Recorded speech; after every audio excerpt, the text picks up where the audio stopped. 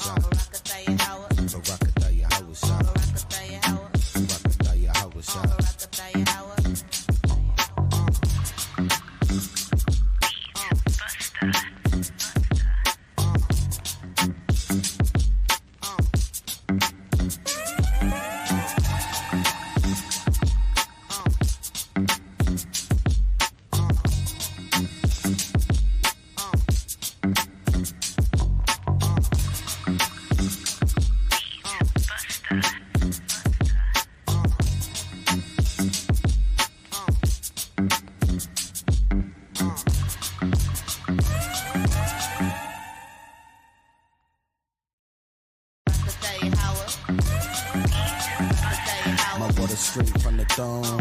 We built the altar with the unhewn stones. Roam through the city, all we see is these bones. So my face like flint till I wake a couple souls. A prophet hated by his own, so the father sent his son to bring the tribes of Jacob home. Jumping through these traps, cause they trying to see us gone. But we walking through the fire just like dangling bros.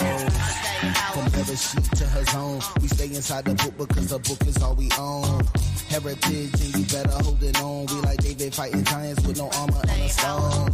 We face east cause a car home. We face east just to call home. We can't sleep till we all home. We won't rest till they all gone. So I guess that we be calling out they all bones. Bless the sea, invest the deep in the laws of our God. Make us Elohim, Shamar, Warapah, all the Zod, King. Barakatah, Yahweh, and Mashak, Nagim.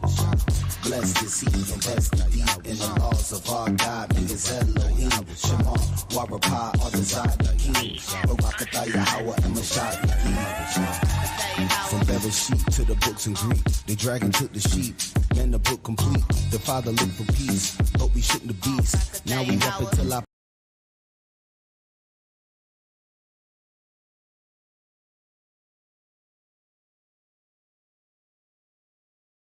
It's time to put the children to sleep. Grab your strong drink. It's Wild Out Wednesday.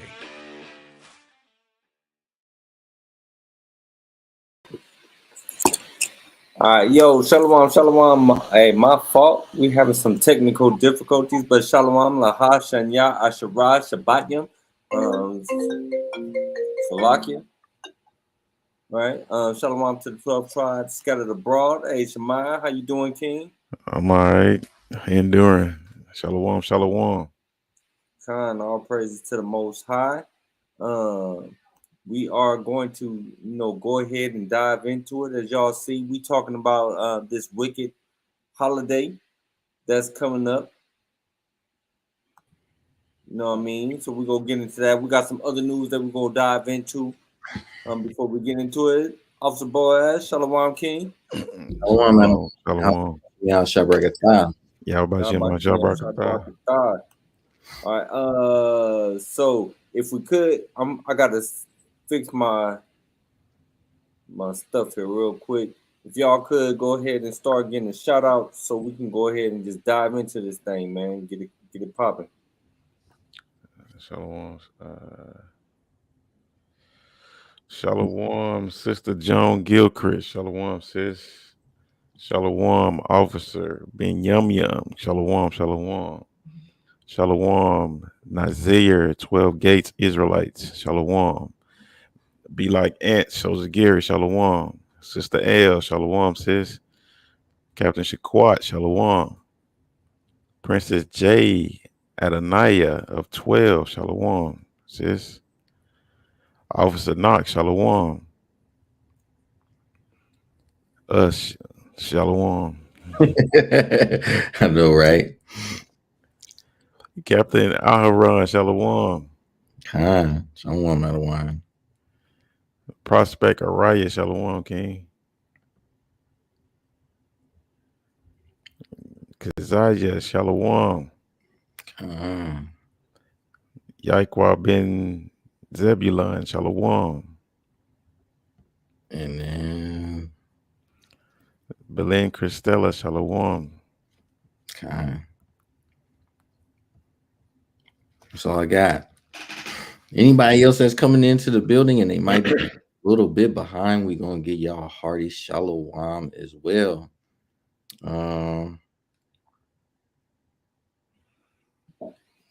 Yeah, shalom to everybody. Hey, as always, the water to y'all for rocking with us.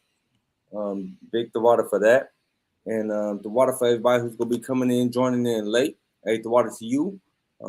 And also, first and foremost, we gotta give it the water to Yahweh. The water to Yahweh, the water Yahweh Shai, for strength to endure, for strength to keep on. Hey, y'all remember that old gospel song? I feel like going on. I can't sing, so I ain't gonna sing it. But y'all know what one I'm talking about? Nah, I don't. I don't know about that one. Man. Golly. I know y'all. I was raised in the church, but I really didn't listen. Man. All right. Yeah, all right. Kazaki, I know what I'm talking about. Yeah. If since y'all don't know the song, I know y'all seen the 5 Heartbeats. Okay. You got me there. Oh, yeah. All right, for sure. So y'all know at the end of the movie when they got Eddie Kane Jr., he in the choir, and the boy Duck came, I forget, choir boy, he told him he at the church, like, man, you need to come check out my church. And come to the church. And anyway, Eddie Kane Jr. is up in the choir, and he's singing. That's the song he's singing. Okay. It's been a minute. It's been a minute since I seen that. Cause I guess I hear that doing altar call. Hey, yeah, Hey, man, that's what I'm feeling like right now. You hear me? I feel like going on. Hey, through the storms, man, they raging. Hey, gotta press on. Gotta keep on. Keep on. Sister Joanne, she ain't leaving me out there on that island by myself. She know what I'm talking about. Man. All right. So with that, I want to go ahead. Let's bring up on this day in history. This is actually a little bit before. Hey, real quick, does anybody in the chat, y'all got anything y'all want to share, man? Hey, I like an interactive class. I like to hear from y'all. Salakia, I got some chair. Come on. This is not good news.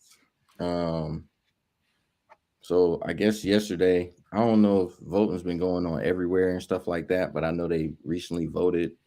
I don't know if I'm not sure as far as issue 1, but as far as like women being able to abort their children after 22 weeks being pregnant, they have voted like yes on that in Ohio. Wow, that's crazy. No, what's even more crazy is my uncle was listening to it, and I heard him from a room over, and he was like, "Yes," and I was like, "It makes some sense to me." I didn't know what was going on until I asked him, and he told me, and it makes no sense to me because I'm like, I don't understand what he's really excited for because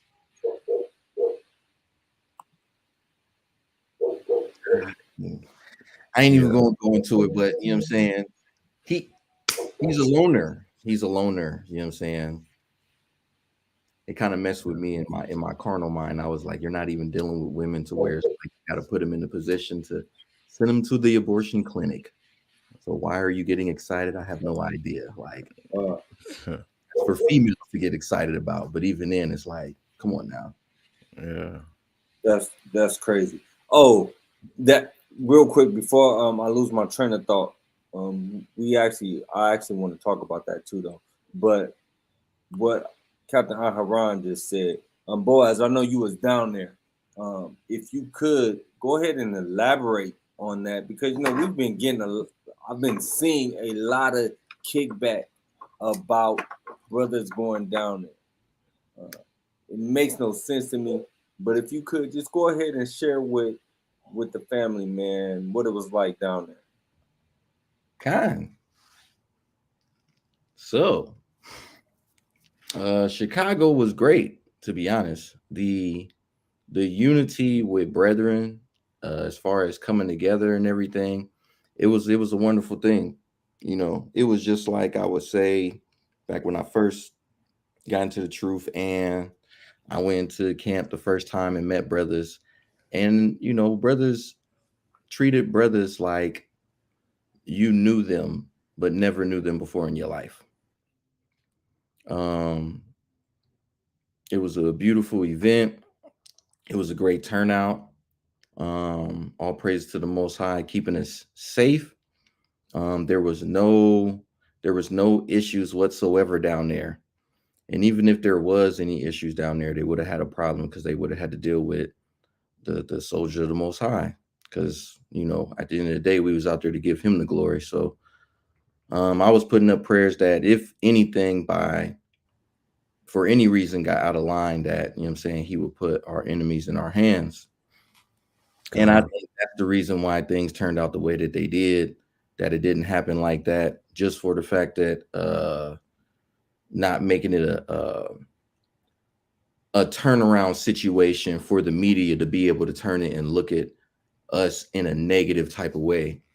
We even had support from there was the officers down there that was like in the same respect. Like there was I could tell there was a level of respect that was given where it was like they seen what we was doing as far as the movement. We was just there to be able to protect brothers in case any nonsense occurred. But other than that, it was great. You know what I'm saying? There was, if you watch the Watchmen for Israel video, they had a lot of speakers that came out, you know what I'm saying? Powerful speakers. They brought it out mightily well. Israel got taught, and Most High willing that, you know what I'm saying? They ended up winning some souls that day, for real. But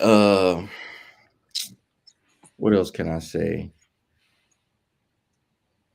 I mean, as far as like what a lot of people say, I don't know what have people been saying that one, because I haven't really heard too much of anything. Maybe I'm missing something. Well, no, a lot of people coming out, man. The keyboard elites, they coming out talking about brothers had no business going down there. Brothers shouldn't be out there. Brothers making a spectacle of themselves, going out there for a Palestinian rally, boom this, boom that. Just okay. To use a Chicago term, they just whooping. You hear me?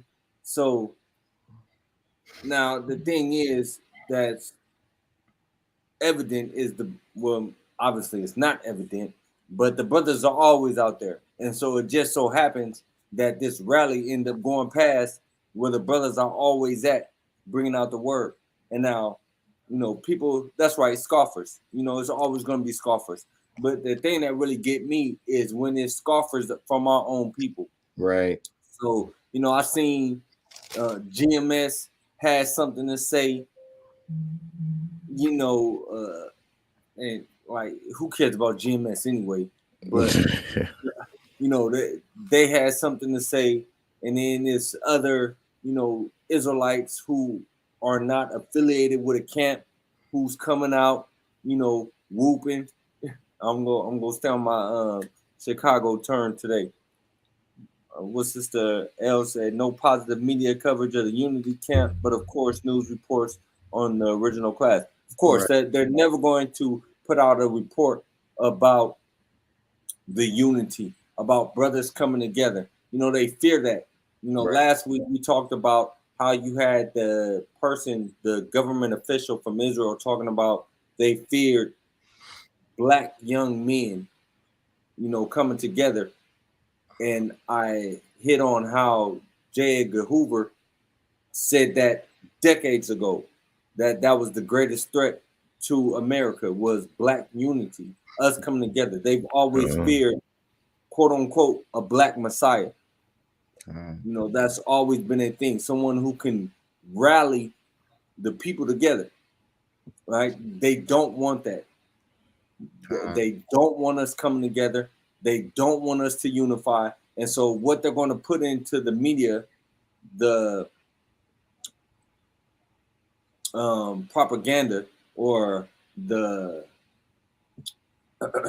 what they're going to showcase is the foolishness. They're going to showcase the folly. They're going to showcase how we kill each other. They're going to showcase how we sell dope to each other. They're going to showcase how our women are out there twerking. They're going to showcase how little kids are out there twerking. That's what they're going to showcase, but they're never going to showcase the positive unity of brothers coming together, standing together side by side, right? They're never going to show that. Salakia. Yep. Yeah, that's a true statement. Like, you know what I'm saying? When it came to, of course, the protest that the Palestinians had going on, you know what I'm saying? It was like there was a showcase as far as the conflict and confrontation that happened, but you got 150 plus, you know what I'm saying, melanated brothers from lighter than my complexion all the way to as dark as other brothers, you know what I'm saying, that's even darker than me, like Banyamin's complexion, you know what I'm saying?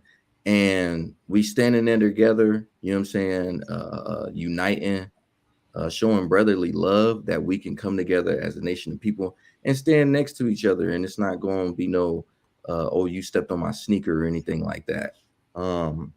As far as the statement that you was talking about, I have seen some stuff online regarding brothers talking about we shouldn't have been out there and trying to make a spectacle on ourselves and things like that. But really, we went out there with a purpose. And I'm going to bring the scripture out to show you what that purpose was. This is the book of John, chapter 15 and verse 13. It says, greater love hath no man than this, that a man lay down his life for his friends. Right? So that's the reason why we decided to go down there. Like, we decided to go down there to where people was throwing objects. There was stuff that they were showing. We seen some imagery on, I forgot who shared it, but there was imagery where it's like they had weapons like missile launchers or something like that to try and like scare folk or something like that. I heard there was like M80 firecrackers being thrown, not the little teeny small ones that you could hold from the bottom in your hand and light it and it popped and you're not scared. Not the blackjacks. Yeah, not them. The M80s are a bigger firecracker. You actually hold them in your hand and you either going to lose that hand or it's going to be completely dismantled because, You know what I'm saying? It's not too far from like a stick of dynamite for real. That thing is powerful. And they were throwing those to scare brothers and things like that. And you know, brothers ain't have nothing. What was brothers throwing back? Water bottles. You see what I'm saying? So we went down there and stood together in unity to lay down our lives for our friends, for our own brothers. You know, and this is what Yahushua said. So it's like, if you a follower of Christ and you believe in Christ, then you rock with Christ. And if you rock with Christ, then you roll with this. Okay. Why everybody wanted to be keyboard warriors and talk behind the keyboards or anything like that. You know what I'm saying? Where were you at laying down your life for your friend? You know, what are you going to do? Are you going to be behind the computer the whole entire time? Yeah, you know they are. Yeah, so I mean, people can talk that for real. Like, we see who you are, you know what I'm saying? And the Most High sees who you are too. For real, for real. Let me get a precept real quick. He's a man of war, right? The Most High is a man of war. And what Yahushua came and said and spoke, you know, them weren't his own words. He told you that the words that he speaks come from the Father. So if he's giving you like direct order, like there's greater love have no man than this, that a man lay down his life for his friend, then what are you supposed to do? Eleazar in the book of Maccabees, when they tried to persuade him to eat other meat to portray it as pork to make the people eat pork, he chose to lay down his life for those fellow Israelites instead of compel them to be confused to go ahead and do something that would be against the law. Let me get a precept real quick. The book of 2 Timothy chapter 1 and verse 7. For Yahweh has not given us the spirit of fear, but of power and of love and of a sound mind. So situations gonna keep coming up where you gonna see who's scared and who not. You know what I'm saying? Because all this, it ain't time yet. Y'all shouldn't be going out there and all that, man. That's the people that's not gonna be down for you when everything hit the fan. You know what I'm saying? Right. Yo, read that precept again. It's the book of 2 Timothy chapter 1 and verse 7. For Yahweh has not given us the spirit of fear. All right, hold it right there. Hold it right there. Salaki said Yahweh, the Most High, has not given us the spirit of fear. He didn't give us that spirit, right? And we talked about this last week, but I'm going to grab this precept. This is the book of Revelation, chapter 21 and verse 8. It says, but the fearful, right? Yahweh hasn't given us the spirit of fear, right? Revelation 21:8 says, but the fearful and unbelieving and the abominable and murderers and whoremongers and sorcerers and idolaters and all liars shall have their part in the lake which burneth with fire and brimstone, which is the second death, right? The fearful. Hey, if you scary, if you's a coward, if you're not with putting in the work, if you're not willing to lay down your life for this truth, that's not of the Most High. You out of order, and you gonna go into that lake of fire. Right? The Most High has not given us a spirit of fear. Point blank, period. So brothers going down there to stand next to their other brothers. So what do they expect us to do? They expect us to put our tails between our legs and go run, afraid of going out there against these other nations? Hey, Captain, y'all was talking about making your forehead hard against theirs. Right. You know, hey, it's like, man, it kills me, the nerve of some of these people, man, and where they come from.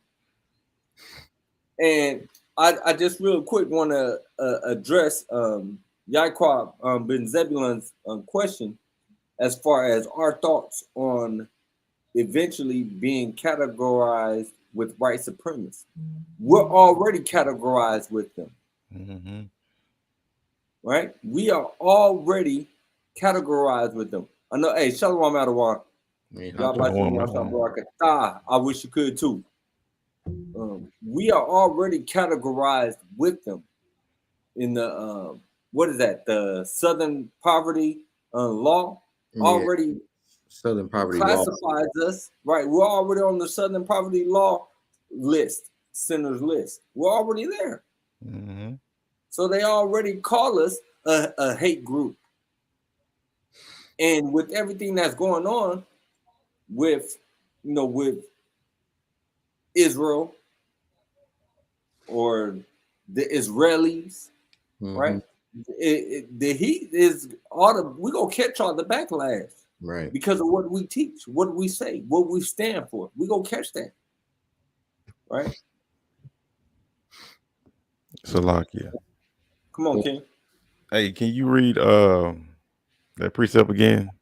Revelations. This is the book of Revelation, chapter 21 and verse 8 says, "But the fearful and unbelieving and the abominable and murderers and whoremongers and sorcerers and idolaters and all liars shall have their part in the lake which burneth with fire and brimstone, which is the second death." And when we was talking amongst ourselves, the great point that you made was he put the fearful with all those listed, all those abominations that's going to put you in the lake of fire. He put the fearful in with that. And I thought that was a great point that Yahweh would have made when we was talking amongst ourselves. So being scared, being fearful, you the same as a murderer. Mm-hmm. So let me get another precept real quick. Yeah, that's a good one. Yeah, and I thought that was a great point that he made. Let me get Sirach, the book of Sirach, chapter 34, verse 14. Whoso feareth the Lord shall not fear nor be afraid, for he is his hope. Mm-hmm. So if your hope is the Most High, you shouldn't be fearful of what man can do you, period. That's right. Not at all. Because even if you die for the truth, you got your ticket into the kingdom. That's right. Come on. Let's grab the precept that I got it out of one. This is the book of Khan. This is the book of Sirach, chapter 2 and verse 13 reads, "Woe unto him that is faint-hearted, for he believeth not, therefore shall he not be defended." Hold on, it said because he believeth not. What you faint-hearted for? Right. What you scared for? Because you don't believe. Right? Read that again. Khan. It says, "Woe unto him that is faint-hearted, for he believeth not, therefore shall he not be defended." And think about that is Yahushua is not going to defend you, to the Father. Khan. Man. Yo, Salakia. Yo, this is cold because they was making a strong point about that when we was out there. They was telling us, like, brothers gotta have faith. We gotta have better faith than that, for real. Because if we faint-hearted at all, then the Most High, he not going to protect us. If we have any fear where there is no faith, like we ain't fully putting our trust in the Most High, having that faith, you know what I'm saying? Then the Most High, he can't protect us for real. Yeah, and it ain't gonna be no weak men in the kingdom. That's right. There ain't. That's very true. I mean, he's separating the wheat from the tares right now. I mean, look at David with Goliath, bro. Like, come on, man. He didn't come Yeah. out and say, do you want me to go get him? Like, no. He came out and said it like Kevin Hart would say it with your chest. Yeah, and David was so pissed. He was looking at everybody else like, y'all gonna let him disrespect us like that? You feel Right, me? that part, man. And you know, it's like for real. And I hate to use like carnal examples, but hey, when I was in the street, man, and you knew who you was rolling with. Mm-hmm. Like I had homeboys like, man, if it's just two of us and we at the club, man, I ain't worried. Hey, it is what it is. I know my boy go back to back with me and we go throw hands. That's real. And then you had them ones that, you know, man, nah, bro, you ain't rolling with us. Right. Keep your scary ass in the house. Yep. Yeah. And think about it, in the streets, you always know who's hard on when he around a gang of people. Right. He only hard when you're around a gang of people. Catch him by himself. Hush, That man. part. Softer than That baby. part. You know what I'm saying? Hey, I was just getting that. I'm like, come on, man. Let's read it. This is the book of Deuteronomy, chapter 20 and verse 3. It says, and shall say unto them, hear, O Israel, and approach this day unto battle against your enemies. Let not your hearts faint, fear not, and do not tremble, neither be ye terrified because of them. For the Lord your God is he that goeth with you to fight for you against your enemies to save you. Come on, man. And that's right there is having faith, right? When we going into battles and we got to go against the other nations, and we know that it's like your nations, and we know that, you know, their numbers, they may outnumber us in situations. Let's keep it real. They might outnumber us in some situations due to the fact that since we all spread throughout, and because we all ain't in agreement and on the same accord and stuff like that, you still got, you know, the nigga still have a nigga mindset, you know, and against his own brother, for real, they can outnumber us. But the Most High said, even then, faint not. You know what I'm saying? Right. Because he's put himself into position to be there for us, to be able to save us from those situations. But we also have to have that full-fledged faith in him. Right. That's what he's going to do. And that's what our forefathers was on. That's the time that they was on. But grab Judges chapter 7 from the Bible shop. Grab Judges 7 and start at verse 3. It's the book of Judges chapter 7 and verse 3. Now therefore go to proclaim in the ears of the people, saying, whosoever is fearful and afraid. Whosoever is what? Whosoever is fearful and afraid. And y'all scary ones, all y'all that's scary, that ain't about standing on this word and what the word say. Y'all ones that just want to sit behind your computers and not get into the fight. Y'all ones that's afraid, you fearful, right? Because we already know that spirit ain't of the Most High. That's right. Right? So y'all just stay behind y'all computers where it's safe. Where you don't gotta worry about nothing. Where you don't gotta come underneath no persecution. Hey, the scripture said through much persecution, through much tribulation, we enter into the kingdom. How are you afraid of the tribulation? Right. How are you afraid of the persecution? This is what we signed up for. Yeah. Yo, Salaki, what? And it told you was going to go through tribulation and persecution. Yeah. It said that. I didn't think it was going to be like this, though. Right. Laugh. My bad.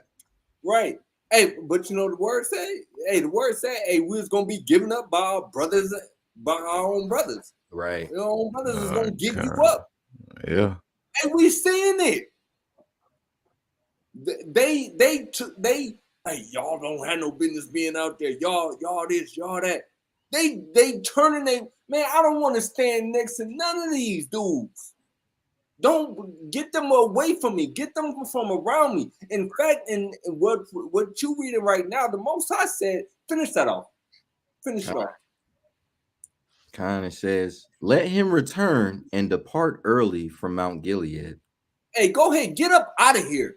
We don't need you around us. We don't want you here.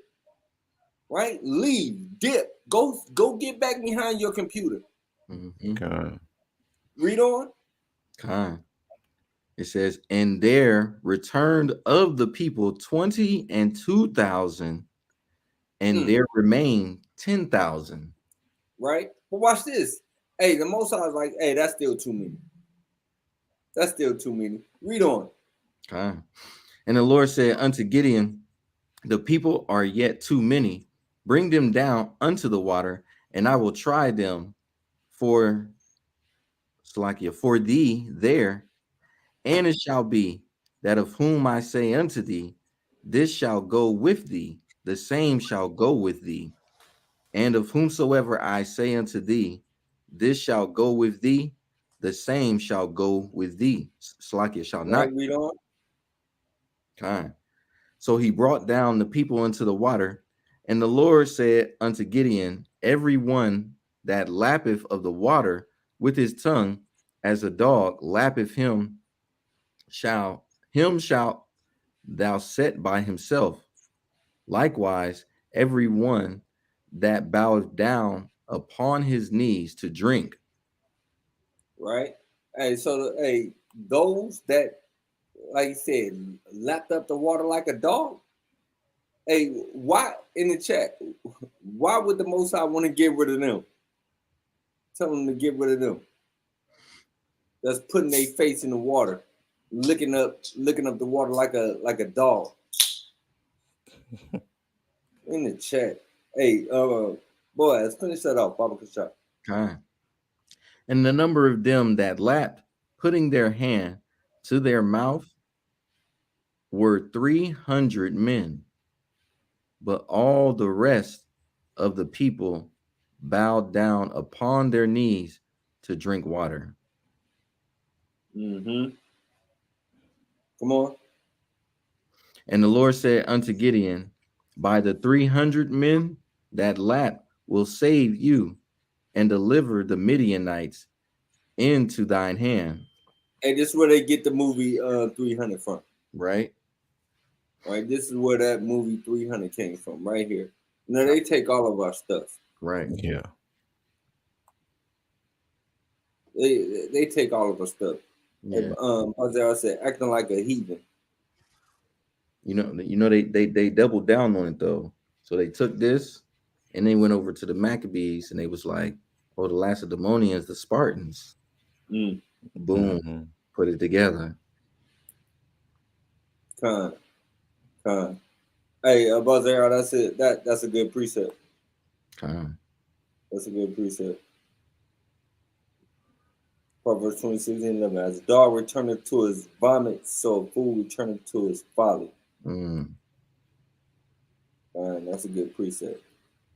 Right?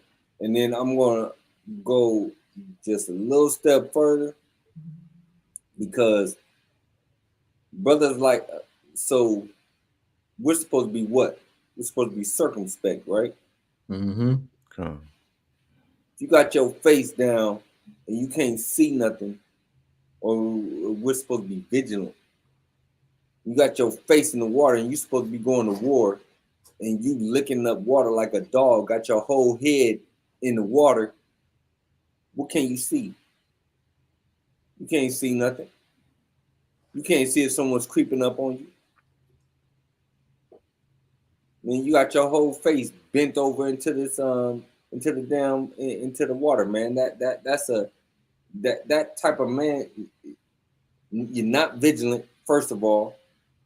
You don't even got care about you. You more concerned about getting some damn water than about what's happening and what's going around. Mm-hmm. Captain Iran said, "Hey, they were bound down." Mm-hmm. They said it's putting their face in the water, but the other ones they did it when they lapped. They took it by the hand. Brought it up to him, yeah. Kind. So, hey, we took a lot on that, and so I'm going to go ahead and let's jump into this real quick because this is, of course, just showing the evilness of our enemy. Now, this isn't today. I didn't get today's one. I wanted to grab from November 6th. As y'all can see, police shoot and kill unarmed black military veteran after argument with white bar owner. Now, when y'all hear this story, it's going to blow y'all mind. But I brought up a video to show you something relevant in today's time to what we're about to read right now. Shamaya, if you could, Baba Kashar, go ahead and read that. All right, November 6, 1947, 6 white police officers shot an unarmed 25-year-old black military veteran named Ronald T. Price outside of a bar in Rochester, New York. The shooting was deemed justified, even though evidence showed that Mr. Price did not resist the officer's demand. Mr. Price was the recipient of the Purple Heart Medal, awarded in the name of the president of those wounded or killed while serving, which he was. Hold on. Okay. Stop right there. The brother is a recipient of the Purple Heart. He's a recipient of the Purple Heart, man. Now, the crazy thing is, we're going to read on. He had the medal on when he was in the bar. Do you think these Edomites cared about that? Not at all. Keep reading. Which he was wearing when he entered the bar in his military uniform that evening. After buying a drink, Mr. Price and the white bartender got into an argument over whether Mr. Price had been given the correct amount of change. In response, the bartender then threw a gun on Mr. Price, and one of the waitresses called the police. Patrolman William Hamlin entered the restaurant with his gun drawn and ordered Mr. Price at gunpoint to step outside. Mr. Price complied with this order, exiting the bar to find 5 police officers waiting for him. Despite seeing no weapon on Mr. Price, police confronted the veteran who was in uniform and ultimately opened fire on Mr. Price, shooting him multiple times, including twice in the chest, once in the head. After his death, a search of his body confirmed that he was unarmed. None of the police officers involved were indicted for Mr. Price's death, and the shooting was deemed justified. The repeating shootings of unarmed black men by police and widespread racial discrimination against black people have traumatized communities of color for decades. The legacy of this violence and a lack of response continues to haunt the U.S. All right, Khan. So we're going to hold it right there. And now I'm going to bring it back to present day. Present day. I'm going to read that one more time. It said the repeated shootings of unarmed black men by police and widespread racial discrimination against black people have traumatized communities of color for decades, for centuries, not decades, for centuries, right? They've been doing, it's been the same old same. It's nothing new. For centuries, because they hate us. Now, this is modern day Y'all may remember this story. If you don't, then again, I want to go ahead and say fair use. All right. But this is modern day. Y'all may remember this, you may not. Get out! Get out of the car now! Open the door! Get out of the car! A trial is underway against 2 officers who pepper sprayed and pointed guns at an Army veteran during a traffic stop in Virginia in 2020. Oh, hold on. What's going on? Hold on. Lieutenant Karen Nazario is suing Windsor police officers Joe Gutierrez and Daniel Crocker for a reported $1 million, claiming assault and battery, unlawful imprisonment, and illegal search. Gutierrez and Crocker deny allegations of wrongdoing. My hands are out. Take your seatbelt off and get out of the car. The officers claim to have stopped Nazario for missing a rear license plate.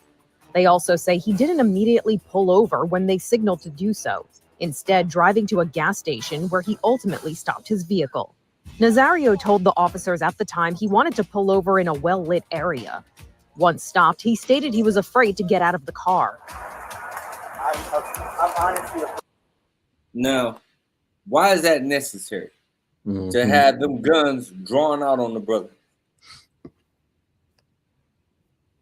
Now, if y'all remember this incident, throw a 7 in the chat if y'all remember this incident. So the brother actually sued the police for $1 million. They actually sued them for $1 million because of this incident. So they end up pepper spraying this brother. And again, this dude is a lieutenant. He's a lieutenant in the United States Army. Did they care? Did they care that he was in his uniform? Now when they bleeped him, he kept driving because he didn't want to pull over onto a dark road. Con, I see the 7s. Con. So they bleeped him because no, he didn't pull over. He wanted to get to a well-lit area so that people could see, so that they can clearly see, so that they couldn't say, oh, he was reaching for a gun or he had a gun or any other foolishness that they like to say. They was in fear for their life. Because had the brother pulled over where they bleeped him at, this probably would have went a different way. Right?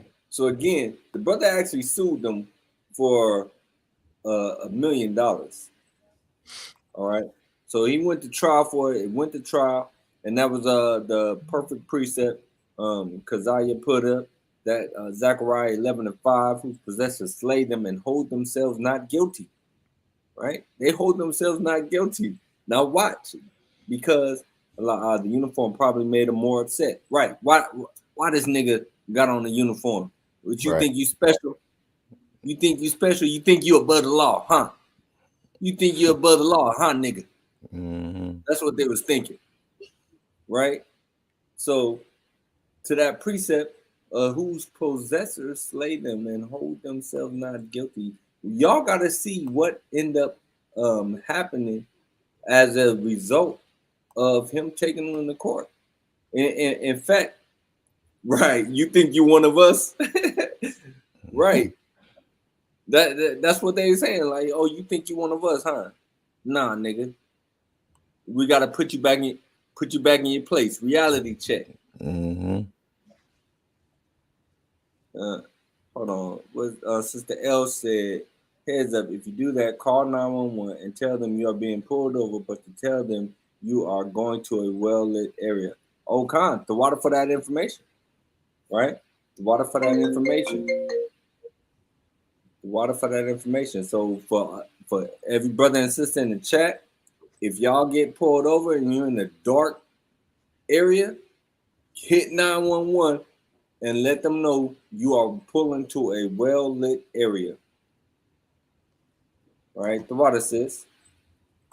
All right, now I want y'all to see here real quick, and I'm going to fly through this one, but I want y'all to see what happened with the trial, what happened at the court. So this is his lawyer first, and then I'm going to bring up the prosecuting attorneys. So obviously we're very, very pleased the jury recognized what is and is not certain acceptable conduct with law enforcement. We are disappointed they did not give us a complete plaintiff's verdict, but that aside, they recognized what they would and would not tolerate, and they spoke about that. And on a side note, personally, I'm incredibly proud of Lieutenant Nazari and what he was able to accomplish. There was this court action. This action led to revamping of Windsor's policies and procedures. It spawned a whole bunch of change that is necessary to protect others from this type of conduct again. And that has gone on outside of the courtroom, but nonetheless has been a parcel of this man's actions. All right, I'm going to jump I'm into incredibly in his debt, prosecution. and I think we all are.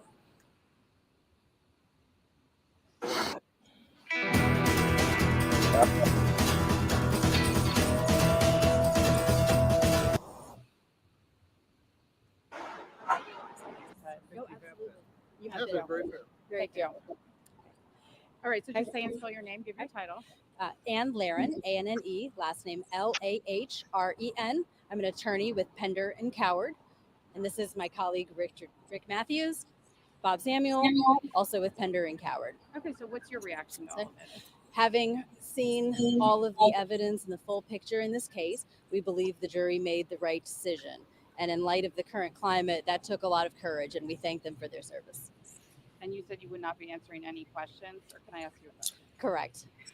You have to have Mr. Matthews to ask. Answer the question. So did this jury tell the public what these officers did outside of the assault by Gutierrez and the illegal search, which a judge had already determined That that already what been they ruled did on. was okay? It was Yes, reasonable. exactly what the jury said. The jury had the opportunity to view the massive videotapes, 3 of them, one from the plaintiff himself, 2 from the police officers, and go through every alleged tort wrong that were challenged.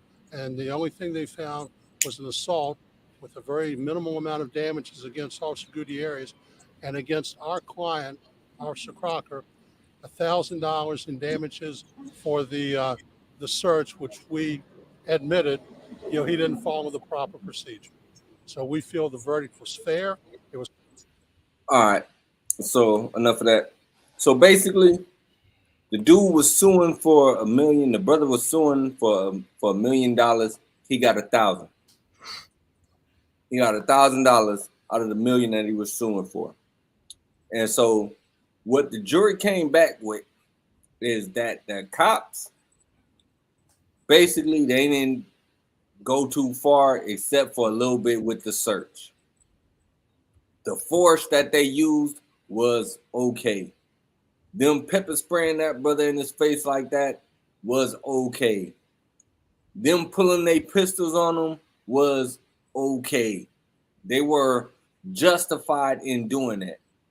Now, again, these are, first of all, these are supposed to be trained individuals. Your job as a police officer is supposed to de-escalate. You're supposed to de-escalate. You're supposed to be a servant of the people, but we're not. They're not for us. We already know the truth when it comes to our people and them. Nevertheless, they gave these men a pass on everything they did. So in the next shooting, when the cops come up, they can say, I feared for my life. I thought he was reaching. I thought he was doing that. I thought this. And they're going to be justified because this jury just said that they did not go too far in what they did. All right? It makes no sense, the things that they get away with, but, we're in Babylon. Mm, mm, mm. You got something? Man, got something. Yeah, like that's wild. I was trying to think of what the percentage of that was, which I'm like, I don't even think that's 10%. That's what, 5%? Probably like 1%. Like, bro, like That's not come even on. 1%. Like, what about 1,000 from a million? like what? Don't defamation of character comes into effect with that or something? Like, 1,000, and then all that probably went to the lawyer. like, come on, man. Like, are you serious? Right. So with that, hey, we're going to fast forward. I'm going to skip. I had some other videos that I want to get, but we already our end, so we go skip on that. 0.01%. They gave that brother 0.01% of what he was suing for. It's crazy. It's crazy. Possessors slay them and hold themselves not guilty. Skip what Keziah pulled. Ezra 39 and 23. Let's get that. This is the book of Ezra, chapter 39 and verse 23. It says, and the heathen shall know that the house of Israel went into captivity for their iniquity, because they transgressed against me. Therefore hid I my face from them and gave them into the hand of their enemies. So fell they all by the sword. Right. Hey, so and that's what we're going through right now. I mean, it always, I say this all the time.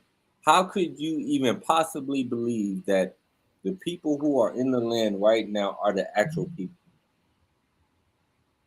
I just don't get it. You really just don't read your Bible. Yeah, they don't read. Say that. Right? Gary said, B-Line said, how come he didn't get a military lawyer? Because, well, if I'm not mistaken, a military lawyer cannot act in a public court. If I'm not mistaken, I'm not sure about that. I'd have to look. But that's a good question.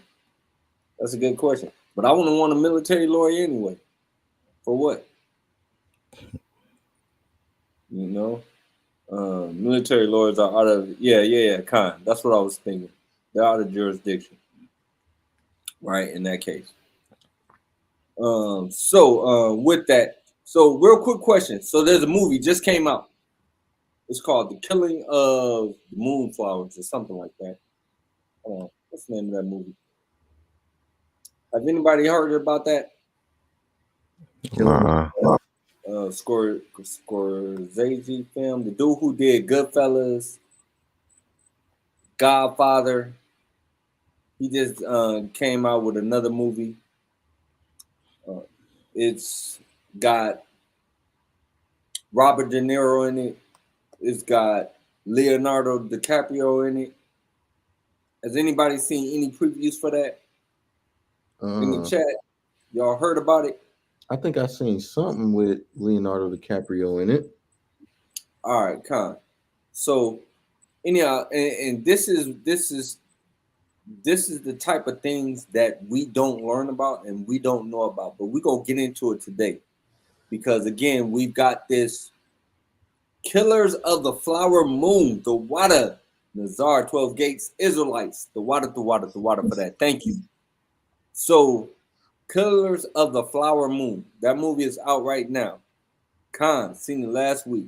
It's a 3.5-hour movie. It's a long movie. And it really literally could have been longer, but they compacted a lot of information into that 3.5 hours. So what's the holiday is coming up? Esau's holiday that they have coming up. Slaves-giving. Everybody already know it, right? And so with that, and with this movie coming out, and you know they actually got another movie called Thanksgiving that's coming out. Yeah. Crack me up. right? They already know what it is. But so in this movie, and Captain Alial, did a great class in discussing the Northern Kingdom, who they are, going into the breakdowns of the book that and I can't think of the name of it. Salakia for that. But Captain Eliel did a wonderful class on that. So in this movie, it's the Northern Kingdom. It's Native Americans, right?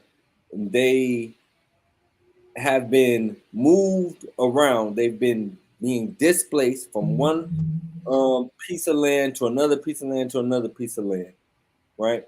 So they finally get put in Oklahoma. Now, this is right around the time of Black Wall Street, right? Hey, spoiler alert, Con. This is right around the time around Black Wall Street. When Black Wall Street happened, this was happening also. This was going on. A Star in the West, but no, that's not the book. But that's also a good book also too. A Star in the West. I've got it. I don't know where I said that.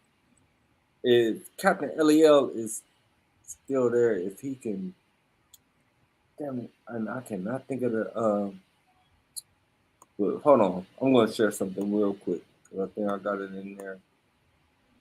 But so anyway, going back while I try to find that. So they get put in this land, in Oklahoma. There's oil there. And so now because there's oil and the United States have given them that land, guess what? So now all of the Native Americans that are there that has that land, they've instantly become rich. That like the Beverly Hillbillies, when the Edomites found oil and they packed up their little car and drove off to Beverly Hills because they came rich. Hey, that was like what happened with our people. So there was oil in the land. They found the oil. They was getting breaded out. Now, here comes the twist. So because there was oil, because they had all that money, in the movie, there's a man who is plotting. In fact, it's not even just a man. When you actually look at the actual history, the movie don't actually do the justice about the number of murders that was actually taking place. So the movie is actually based on a true story. It's based on a book. The book was written back in 2017. Off of that book, they created this movie, and there's documentaries on it. So this is a true story. This really happened with the Native Americans. They were being murdered. The murders weren't being investigated. In fact, this is okay, Con. I was what was the name of that one book? I can't think of it. That you talked about in that class about the Native Americans going into the history and proving that they're Israelites. I cannot think of the name of that book. He said he'd be home in 10 minutes and he'll help with that else. Oh, okay, Con. Right. So the Osage murders, right? Con Sister L. Right. So the murders weren't investigated.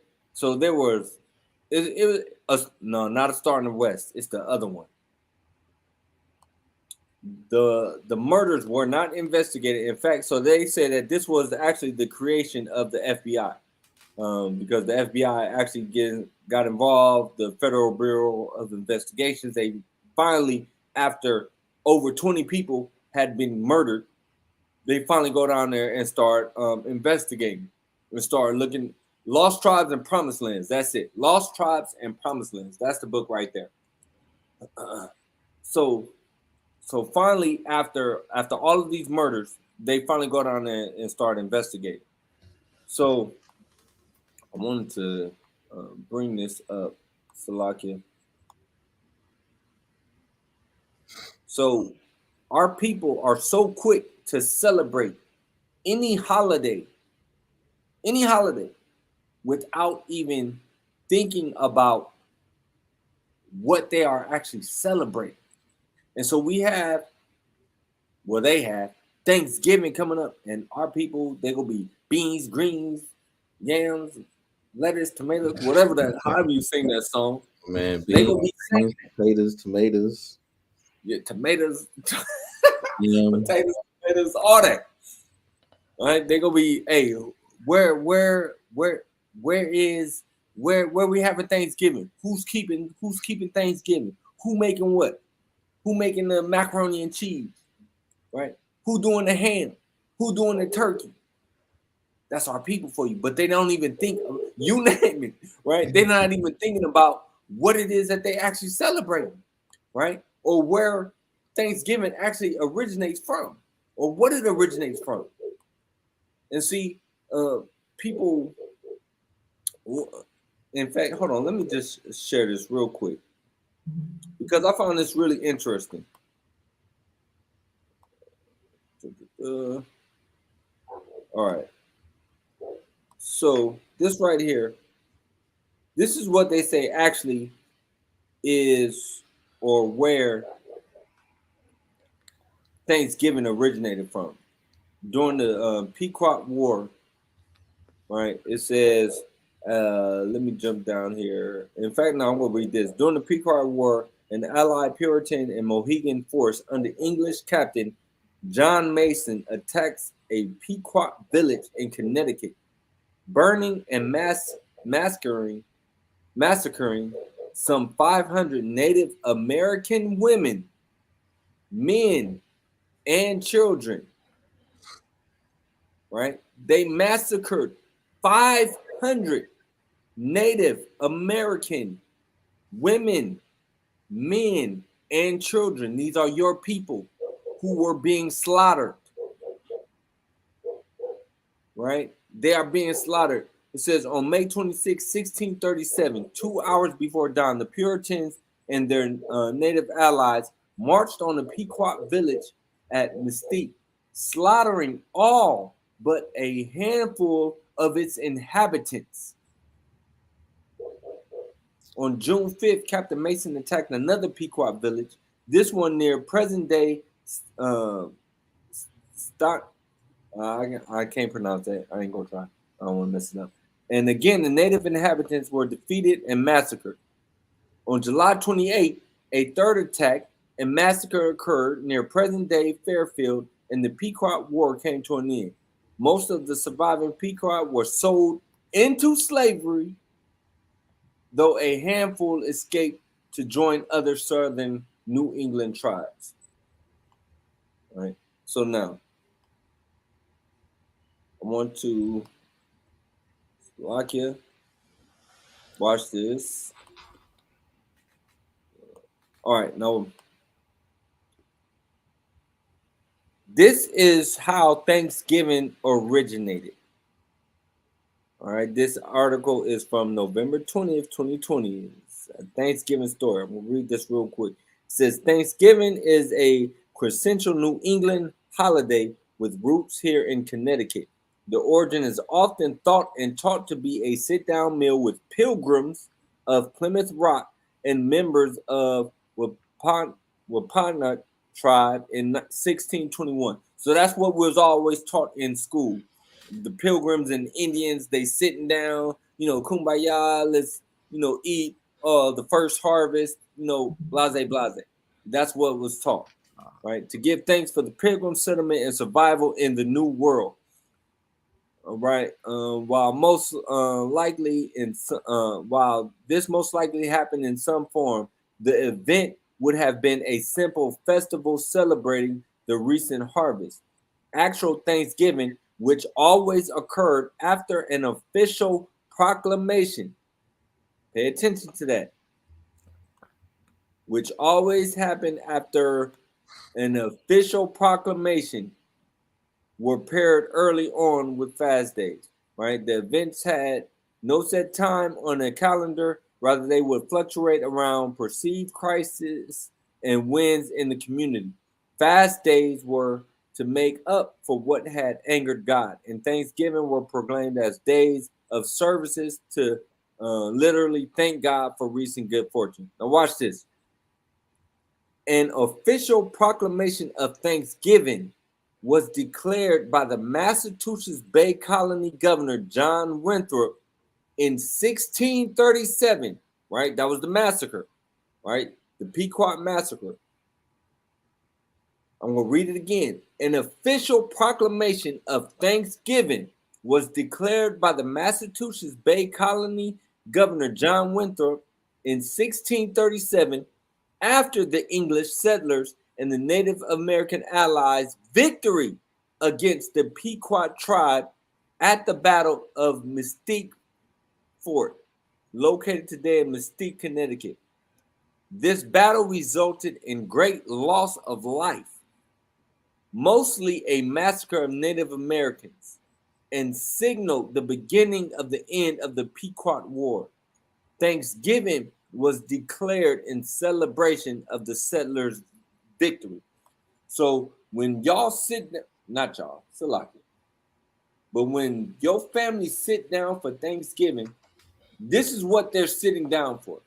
They're sitting down giving thanks for the killing, for the massacre of 500 women, men, and children. That's what they're celebrating. I don't care how you try to repackage it on 1621 or whatever the date was. You know, the Pilgrims, you know, it was the first harvest. No, that's not what Thanksgiving is about. Thanksgiving is about this right here, this massacre.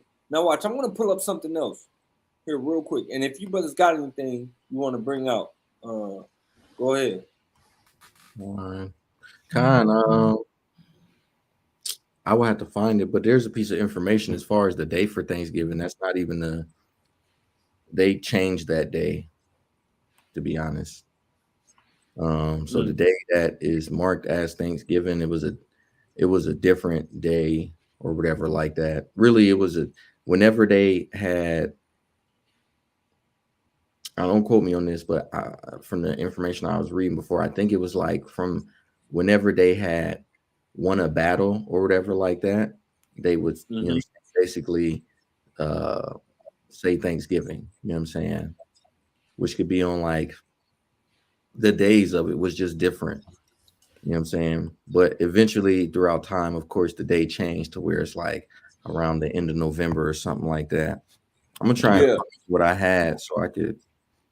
And Salakia, President George Washington was the first one that came out and said something about it. And then Lincoln later came out and said the last Thursday of the month of November also. But definitely find what you got. And so I wanted to just show this right here. So this is a list of all of the massacres that happened to the Native Americans. And this was just a real quick search that I went and pulled up on Google. Some of them I knew about, some of them I didn't. Every battle, and they came together and made a day. Right, Khan? Look, this is 1518. Says the entire Otomi population was reportedly killed during the first Herman Cortez first expedition into Mexico. 1519, the Chula Massacre. 1520, the Alvarado Massacre. 1521, 1539, 1540, 1542, 1541, 1599, and it just goes on and on and on. The list goes on. 1626, this is the one that we just looked up, Mystic Massacre, 1637, 1643. Look, still going. 1675, still going. Yeah, damn, it was a lot in the 1600s, boy. Still going, right? 1695, Look, yeah. Now we got finally to the 1700s. 1704. Hey, Shalom, Shalom out. Adawan. Hey, Shalom. I'm gonna show y'all a different article too when you finish. I got a Khan. little bit better one. 1711, 1712. Look at this. 1724. Still going. Still going. 1791. Still going. 1813. 1832. 1840. Come on, man. And y'all go tell me that Esau ain't the devil that the Bible speak of? Right. 1852, still going. 1857, god damn. Look at this. 1866, still going. All right, so the last massacre recorded was in 1915. That's the massacre of San Pedro. What'd you say, Shamaya? I said it was plenty more after that. Yeah, 1920, what, 22? Right. And so I'm gonna hand it over to I don't want Eliel. Hold on just a second. Can y'all see this? Khan. All right. This is an article I like to use. They keep trying to hide it, but this is a book, right? Article that was eventually made into a book. But basically it reads like this. A lot of the stuff that y'all read is in here, but they get little bits and pieces of the story from this because every year they have to put this article on a different website because Esau keeps trying to delete it so that you can't find out what really happened on Thanksgiving. So it says the story began in 1614 with the band of English explorers who sailed home to England with a ship full of Patuit Indians, right? So that's a tribe. The tribe that Squanto is from, the Patuit, right? Said Patuit, right? So the Patuit Indians bound for slavery. So this also shows you that they were put in slavery, right? It wasn't just so-called Negro that was put in slavery. This begins with Indian slaves, so-called Indian slaves, right? They left behind smallpox, which virtually wiped out those who had escaped. By the time the Pilgrims arrived in Massachusetts Bay, they found only one living Patuit Indian, a man named Squanto, who had survived slavery in England and knew their language. So this man was already a slave. He's of the Patuit Indians, and he already knew how to speak English. He taught them to grow corn and fish, because you've probably heard many stories. The Pilgrims came over here and they didn't know how to do any of that stuff, and we basically taught them how to live in this land, and only for them to take it from us, right? So he taught them how to grow corn and fish, and negotiated a peace treaty between the Pilgrims and the Wampanoag Indians, right, or the Wampanoag Nation. So the Wampanoag was a nation that was basically part of the Patuit Indians. There's different classifications for tribes and different bands that they make up and stuff like that. Wampanoag was, the big nation and stuff like that. So it says at the end of their first year, the Pilgrims held a great feast honoring Squanto and the Wampanoag. But as word spread in England about the paradise to be found in the New World, religious zealots called Puritans began arriving by the boatload. Finding no fences around the land, they considered it to be public domain. Joined by other British settlers, they seized the land, capturing strong young natives for slaves and killing the rest, right? But the Patuit Nation, so this also goes into the curse in Deuteronomy, because there's people that say that the Northern Kingdom didn't go through the curses, which doesn't make any damn sense if you ever read any of the curses. But this goes into the curse. I think it's 48 or 49, maybe 50, but talks about them not showing any favor to the young or the old, right? So they're gonna have the old person doing work, and they're gonna have the young person doing work. And the people that just can't do anything, no matter what they are, no matter what their gender, most likely you're gonna get killed, right? That's how it works. So, but moving on, I just want to get to the big time part. So, how many did you say was killed before? 500. Yeah, 500. 500. See, so the reason I like to read this article is because the numbers are a little bit more accurate. Because they actually went into memoirs of the president and all that type of stuff. So like this article, they're going to talk about how they cut off brothers and sisters' heads and was kicking them around like footballs and stuff, right? That's the reason why they don't like to show this article. This article is going to explain to you the history of why they invented the turkey and made that a thing, right? My tribe, the tribe I come from, the Comanche, we started after enough of these Thanksgiving celebrations that they were having, which we're going to read about in a second, what that was and what it consisted of, like the brothers was going over before, just to kind of validate the stuff they were reading, you know what I'm saying, to show you it's true. But once we got tired of enough of those feasts, we started basically scalping them, right? We're the ones that invented that. So we had a specific knife we would use, had a curve on it, good for just basically peeling the scalp off somebody, right? So, or for, basically cutting the skin off an animal or something, right? So that's basically what we use it for. It's a skinning knife, but we use it to scalp a cracker. So we basically take the knife, scalp them, and take a piece of bread and stuff the bread in their mouth, right? So once enough Edomites started turning up in this condition, dead, they started doing the same thing to us. But Esau, being, cunning hunter and a very vile creature, he started cutting off our heads and stuffing our entire bodies with bread, right? So this is the symbolism of the turkey.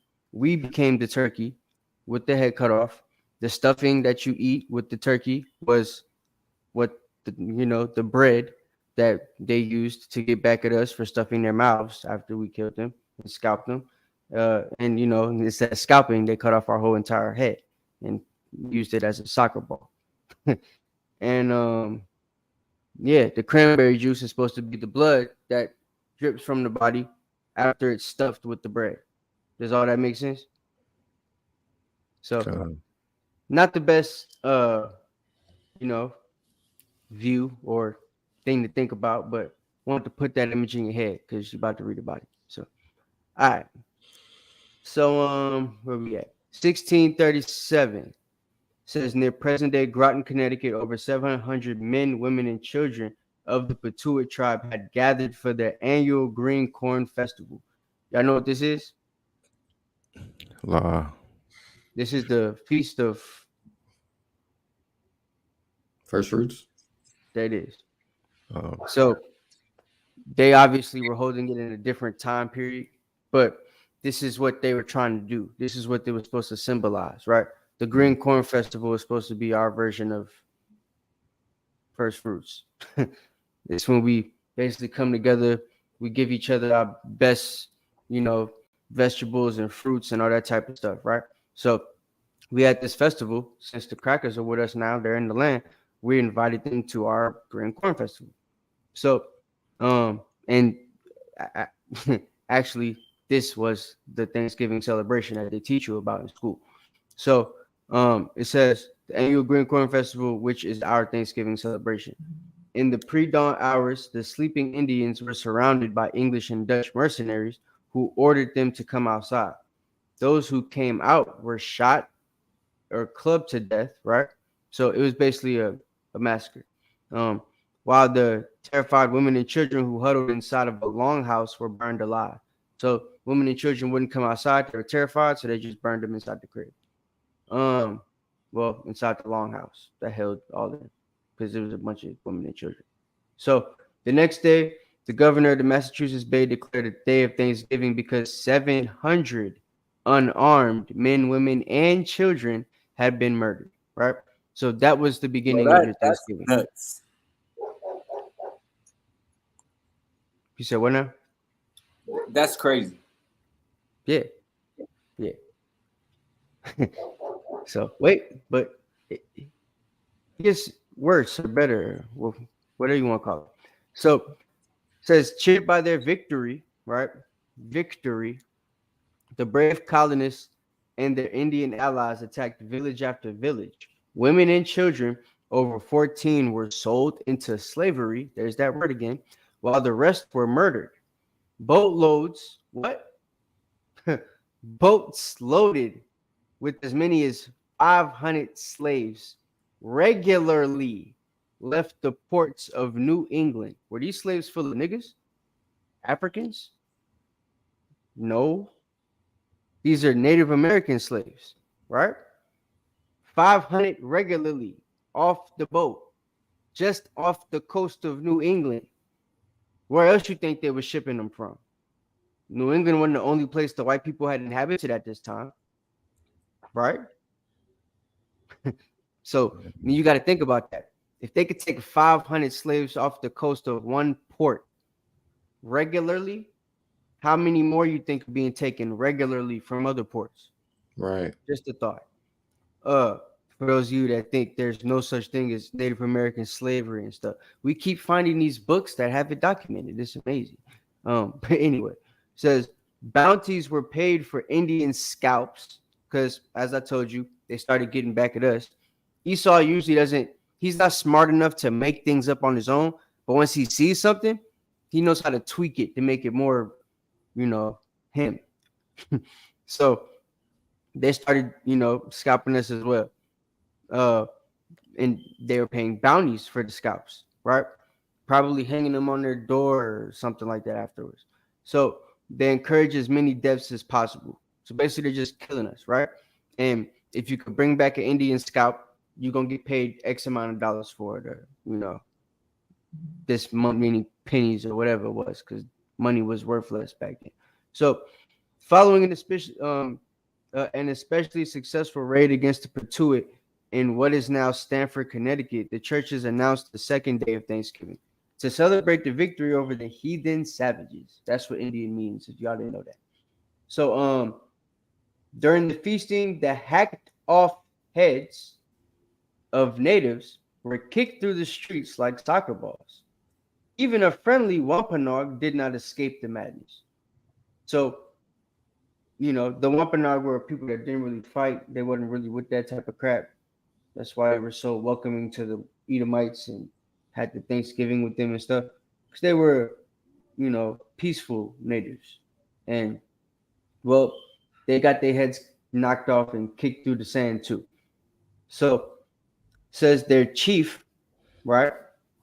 The ruler of the people who allowed them to come to Massachusetts and live there, he was beheaded, and his head was impaled on a pole in Plymouth, Massachusetts, where it remained. How long does that say, guys? 24 years. It was on display, a head of a man, an Israelite, for 24 years in his own city. Should I go on? The article's pretty long. We're only halfway through it. Y'all see how crazy this is? God. This is only the second Thanksgiving. That was number 2. First one, we're going to burn a longhouse of women and children. Second one, let's cut off their heads and kick them through the streets like footballs. And their chief, how about we just leave his head in the center of the city for 24 years so that they know not to F with us anymore?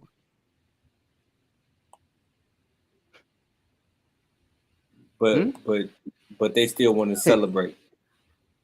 Oh yeah, they taught us to celebrate it. We celebrate it now. A lot of my people don't even know this history. We was never slaves, bro. What are you talking about? Yeah, shut up. Sounds stupid. So yeah, hey, if you want me to keep going, we can keep going, but I didn't want to take over the class. I just wanted to bring that out just to show you how gruesome Thanksgiving is. You know what I'm saying? It's not a feast day or a holiday. It's supposed to be about families coming together, and you got the day off. Let's go to mama's house and big mama's house and eat a good old soul food. right? No, that's not what it's about. The soul Right. food was literal in this instance. They're eating the bodies of people and then eating food that symbolizes the bodies of people that they just murdered. Children, right? You got the big turkey, the medium turkey, the small turkey. Y'all ain't never know why that is. Why they killed the teenage turkey too? Because they was killing teenage little boys, right? Teenage little girls. They wasn't selling them for wine. They was killing them, right? So yeah, they're still gonna celebrate. That's what this is about. Yeah. Y'all family's gonna celebrate.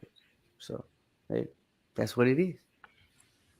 Right. And that's why, you know, we gotta bring awareness to what this is and to wake the people up so they stop celebrating this foolishness. You know, they stop celebrating. It's the same thing like when they used to have the lynch parties, and you can see the pictures of all the white men and white women and little white kids gathered around and watching a so-called black man hanging from a tree or got him tied to a tree. And they taking and pictures. then set him on fire. Yeah, taking pictures and shit. Taking pictures for postcards. Yeah.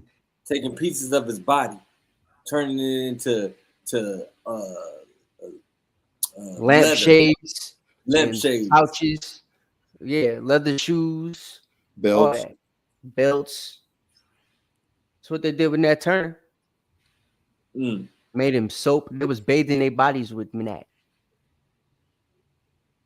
You know what I'm saying? Turned them into lampshades. Was cutting their lights on. Hey Nat, how you doing? Nope, night. Playing games. Real talk. That's crazy. Like that's Esau, bro. They're wicked. Like for real. Y'all think these are nice people. Oh no, they're not like that for real. Y'all just don't know, bro. And the Most High gonna show you real soon. Like the next paragraph, I feel like I need to read it because it talks about George Washington and Abraham Lincoln. So hold on. Let me go back here. All right. Yeah. So the killings became more frenzied, with days of Thanksgiving feasts being held after each successful massacre. Right? George Washington finally suggested that only one day of Thanksgiving per year be set aside instead of celebrating each of the massacres. So y'all keep killing these niggas. Hey, just stop celebrating it, okay? We're just gonna celebrate one day because it's not special anymore. I want this to be special. It needs to be commemorated. I think George Washington is great president. He loved black people. Nah. Abraham Lincoln, he the first black president for real, not Bill Clinton. Right? Because they tell you Bill Clinton was the first black president, right? But the ones that think they're smart, they'll tell you it was Abraham Lincoln. Because he was rocking with what's that dude name? Frederick Douglass, right? Many of y'all don't even know Frederick Douglass is actually Edomite. Frederick, daddy was a slave master that was cool with Abraham Lincoln. That's the reason why Frederick was able to live in Abe's house and learn all the stuff that he needed to learn, how to read and all that crap, right? Half of that story to tell you about Frederick is a lie.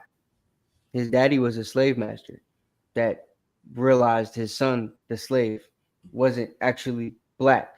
So he rose him up like a white guy. And when Abraham had him in the crib, right? Abraham realized who this dude was and allowed him the same privileges.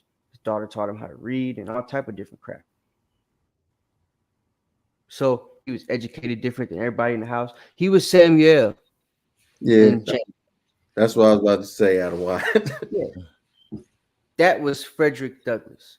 Only Frederick, Samuel was actually a slave. Frederick was not. He just looked like one, right? He was your Barack Obama, the first one.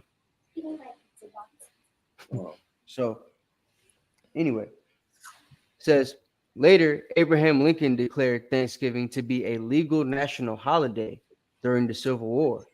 On the same day, he ordered troops to march against the starving Sioux in Minnesota. That's Manny. So I never knew go that. kill these Indians, and today's gonna be Thanksgiving. How about that? Yes, sir. Shout out to the niggas, because y'all know they was calling them niggas at this time. Y'all was Right. Well, some of y'all was, but not a lot of y'all. So they was still bringing y'all in by the boatload, but y'all wasn't in mass number yet. So the niggas at the time was Indians. And then once it was almost even, we both was niggas. And then after slavery and during Jim Crow, they changed our name to Indian. Right. So yeah, just so y'all know. So where you get this article at? I don't want. Oh man, I had to look for this one because when you type it in on Google, it don't come up. I had to literally type in on Thanksgiving they kicked Indians' heads like footballs just for this to pop up. If I didn't know that was in the article, I wouldn't have found it because the name wasn't popping up by its name or nothing. So you might have to type in exactly what it says in the search engine. It says atlascorpse.org/the real story of Thanksgiving. Atlas like the map. You know what I'm saying? Like Tony Atlas. But yeah, so George Washington suggested that they just do it one time a year, but keep killing them.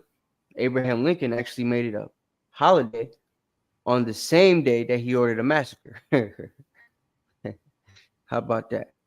So this story doesn't have quite the same fuzzy feelings associated with the one with the Indians and Pilgrims all sitting down together, eating a bowl of fried chicken, right? The Martin Luther King story. That's really what they're telling you. That Thanksgiving lie that they give you, that's the Martin Luther King story. I have a dream that white people, black people, and Indians can all sit at the same table and eat turkey together and not be judged by the color of their skin, but the content of their character and how well they grow corn. Yes, Lord. That was his dream. And he got it. Right? So, yeah. It wasn't all the way a lie. There were some Indians that went and had feasts with them. There were some Indians that helped them kill Indians. Fact. So, Salaki, it happened. I wanted to say something about that. There's this show that's on Amazon Prime. If you have an Amazon Prime account, they got this show called The English. The English is a show that's based on some stuff around those times. The story is supposed to be a little deeper than that, but it shows that there was so-called Native Americans that was helping the Americans during wartime, and they had a scene where they massacred, like 4 guys massacred a city, and they walked away, and some of them had skinned Indian heads. Yeah, that's why. What they say, truth is stranger than fiction. Watch that one. Hey. Yeah. I'm gonna have to watch that one now. So there's a lot of little movies that tell you a little bit of truths about this like stuff. You know what I'm saying? They won't never give you nothing about or nothing that's gonna tell you the full truth. Just like they'll never give you a movie that'll tell you the full truth about the Bible, right? They'll give you little nuances and little small truths and stuff, but nothing that's gonna actually help you connect the dots. So there's a lot of movies out there that you could look to and stuff, and even books, but even reading this article, if we wasn't in the truth, it wouldn't mean nothing to us. It would just be like, damn, Thanksgiving was messed up. So who else we celebrating that this year? Huh? Right, exactly. And go right on. Right. So beans, like greens, potatoes. Tomatoes. But yeah, like this is it's messed up, but that's how it is. Like my family does it. The ones that's not in the truth. Mm-hmm. Yeah. Damn, E, that's messed up. You telling us all that shit, bro. You know what I'm saying? Hey, you gonna come over this year? You ain't been over in a while. You know what I'm saying? Yo, that's the crazy part. You tell them, and they go, "Dang, did y'all not hear what I just said? That's crazy, cuz that's messed up." Hey man, but you coming over? You know they making that green bean and casserole. It's been a minute since you done been here. Had some of that. Well, I'm saying. You know they making them rolls. You know what I'm You saying? know, you only make it twice a year for Thanksgiving and Christmas, and you don't come to neither one no more. You got to come to one of them. I know you don't eat the ham no more, cuz, but you know that turkey about to be good though. It's about to be smacking. Like, bro, did you just hear what I said? No, it's messed Right. up. We ain't even eat no turkey. We just had ham. We just eating pork, just big ass pork butt on the damn table and stuff. Yep. So, yeah. I mean, it's yeah. You would think, like, all right, just like Judah celebrate the 4th of July and Juneteenth, right? Judah did. No, like I'm talking about, you know, the Southern Kingdom, like Okay, Judah. Okay, I kind of got you. Like y'all people. You know what I'm saying? Okay, so like African Americans, so-called, right? Black folk, they celebrate feast days like 4th of July, and Juneteenth, and neither one day was really free. Right. So 4th of July, you wasn't free at all. Juneteenth, you celebrating the fact that they said y'all was free, but they never told y'all niggas about it, so they let y'all think y'all was slave for a couple more days, and y'all, oh damn, we're finally free. It's true, guys. A couple more years. Really? Well, yeah, you know what I'm saying. Yeah. That's a couple more days to a slave. You know what I mean? So, man, because even after them couple more years, a lot of them still stayed on the plantation and were sharecroppers. Facts. Which Right. is, you know, is a good word for slave. That's all it is. He was still a slave, right? So, like, yeah. So the fact that that happened, right, it's no different.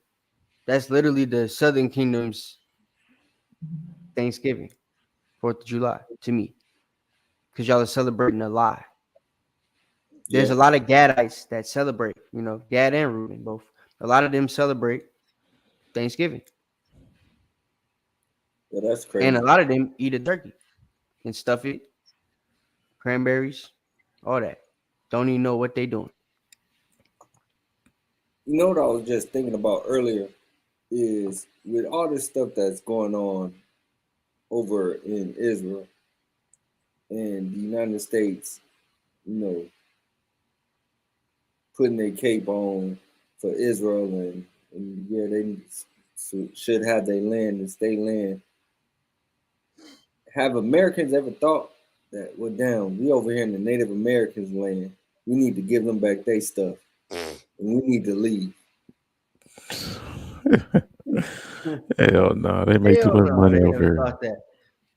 I ain't never, but like I've actually seen people mention to white people, you know, you on stolen land? They go, well, yeah, sure, everything's stolen. Wow. Like, what did you?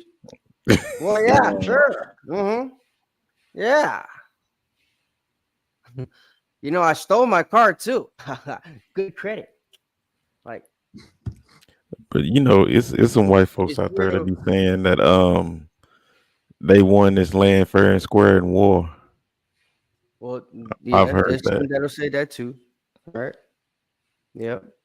We didn't steal anything. It's not our fault they lost. We discovered it. Did we? That's what they say. Y'all used the smallpox to help get rid of half of us. So was it really a war? Was it a fight? If y'all doing chemical warfare and we don't even know what the hell that is because we ain't got no chemicals, we don't do that. We don't cheat. We fight people face to face, bold as a lion. Right? We don't do all that sneak, deceiving, conniving. Let me, you know, hide this bomb under your pillow, and I'm gonna set it off when you fall asleep, so it'll blow your head off, and you don't even know it. Like, that's the type of crap Esau does, as opposed to fighting you head on.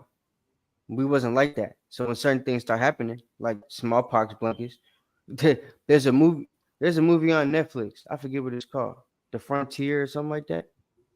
Jason Momoa, he's playing the native, and it's actually about the fur trade. So you see them trading with the new Americans, with the new Canadians, the British people, the Dutch people, right? Irish people. They're all coming over there to America, and they're getting involved in the fur trade because they know that natives like, we like fur, we like buffalo skin, all that type of stuff. And we know how to get it. So we're also, since y'all like it too, well, the white people like it, we're selling it to them because they're trying to keep on, right? So like we could retain heat, they can't. So when it get cold in the wintertime, they're looking for natives for the fur and stuff like that. So eventually what they start doing when they got into the trade with us, they found out a way to get rid of us. It was actually going to be to trade blankets that are poisoned. And poison they decided to use was smallpox. So, that's how they did it. So it's like broken treaties, smallpox blankets. It's not exactly that's not a hard war to win. That's equivalent to using drone strikes on a nation that don't have no damn guns. You know what I'm saying? How they gonna defend themselves against drones when they don't even have guns for real? Like, come on, make it make sense. So, but I don't want to keep rambling. That's basically the history of Thanksgiving. It's a lot of crap that they don't tell you in school. So, facts. And so just to jump back to the other point that I was talking about the Osage. You ever heard about them? That tribe, the Osage tribe? Mm-hmm. So I had never heard about this before this damn movie.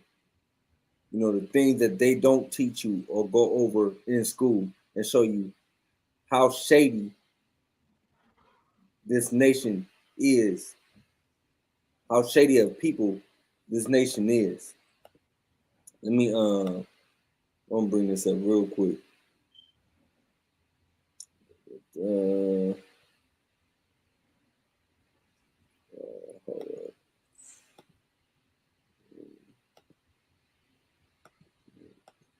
So if y'all ain't seen the movie, go check the movie out, man. It's worth the watch. It's long, but it's worth the watch though.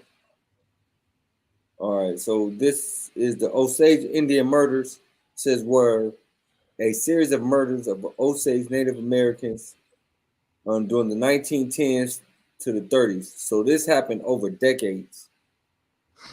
Newspaper described the increasing number of unsolved murders and deaths among young adults as the reign of terror. Most took place from 1921 to 1926. Some 60 or more wealthy, full-blooded Osage persons were reported killed from 1918 to 1931. Newer investigations indicate that other suspicious deaths during this time could have been misreported or covered up murders, including those of individuals who were heirs to future fortunes.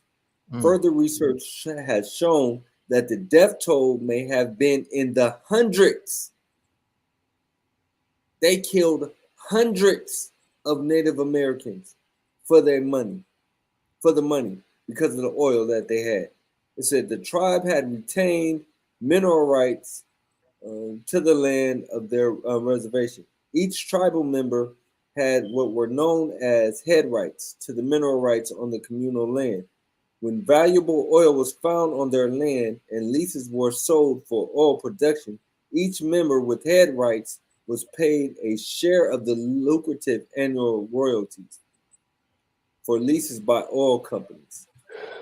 United States Congress passed a law requiring half or full blood Osage to have white guardians to oversee their management of wealth from the oil. How the hell do you pass a law that says that you got to have a white person? I'm passing a law that you got to go through me. Come on. Yeah, that's crazy. Ain't that the curse? Man. You shall not lend to him, but he shall lend to thee. Yeah. Don't say might, it's a shall. It's gonna happen. Right. Here they put a law that says, hey, y'all just come to us for everything. If you break it, we're gonna scalp you. Better yet, we'll throw you in jail. and let your family be left out on the street. They'll tell you something Right. like that. You know what? In the movie, so you had the one of the main characters. She's Indian, and so you had one of the tribal members. He was mad, and he was going in. He was like, "Man, oh no! In fact, the mother. It wasn't one of the tribal leaders. It was the mom. The mom was like, "Hey, y'all done been mixing with these white people, and now y'all got this white blood in us. Mm-hmm. You know, we y'all having white babies. They're not even Osage anymore." So the mom was saying that because the mom knew and had an understanding. You are what your father is. Mm-hmm. And so you got women marrying off to these white dudes. In fact, that's the main character. He got brought in by his uncle, and his uncle told him to marry one of them so that they can have dibs Yeah. in on their money. Yeah, I was gonna say my grandfather did that. Well, not my grandfather, but my great grandfather married a white woman to try to get dibs in on the money, and then my great grandfather slept with a white woman, and the whole family got kicked out of Texas. Ain't that a bit? So it's like it's crazy, bro. Jake tried to do all the wrong stuff to get by. Don't make no sense. Oh, here it is right here. Watch this. It says, during this period, numerous white men married Osage women. Some of the murders were committed in order for some whites to take over the head rights of Osage members when they're inheriting property after deaths. Mm-hmm.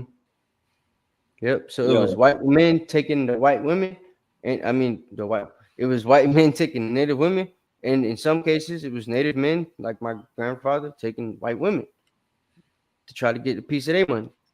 And then they find out that the white woman they took, the reason she even got with your Native behind is because she ain't got no money. Right. She's the trailer trash, brother. You don't have that. You were bamboozled. Low hanging fruit. So it's like, yeah, bro. They do all the wrong things to get by. So that's I don't even know what to say. It's just crazy. Yeah, wise to do evil. Yeah. So man, I just wanted to go ahead and read a couple of these curses here real quick, and then I don't got nothing else. I want to tell y'all, go watch that movie. Go watch the movie. It's a good movie. Like I said, it's long, but it's a good movie. And you know, you can definitely do your research on it and see, hey, that this devil is still doing the same thing, man. And I just got something here. So before I go into that, so that riverboat captain, y'all remember the riverboat? The fight made headlines. Oh, yeah, where they was all jumping through where they was swimming in junk to fight the dude. Yeah. They was picking up chairs, hitting white folks and stuff. Yes, sir. All right. So apparently, the riverboat captain has just or is being charged. So let me. I want to bring riverboat captain's the black guy. No, white guy? Co-captain. Yeah, hold on. Let me bring this up. Yeah. Hold on for 1 sec. Well, hey, I just want to hop on to get that article. I'm gonna log off for a minute, brothers. All right, Con. Hey, the water out of wine. The water. Con. I'll be in the comments and stuff like that. All right, Shalom. Shalom, y'all. Shalom.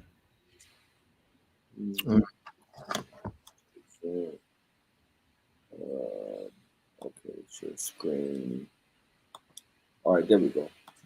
So let's read this real quick. All right, Montgomery, riverboat co-captain charged with assault months after brawl. Yeah, I think that's the brother, man.